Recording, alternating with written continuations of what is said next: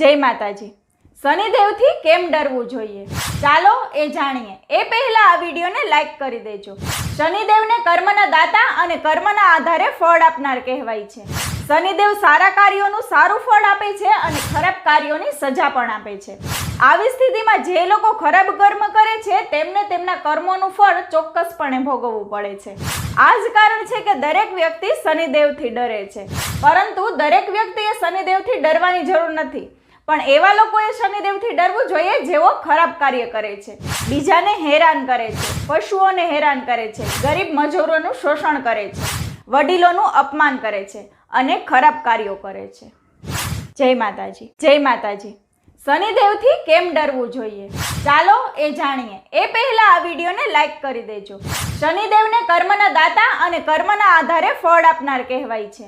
શનિદેવ સારા કાર્યોનું સારું ફળ આપે છે અને ખરાબ કાર્યોની સજા પણ આપે છે।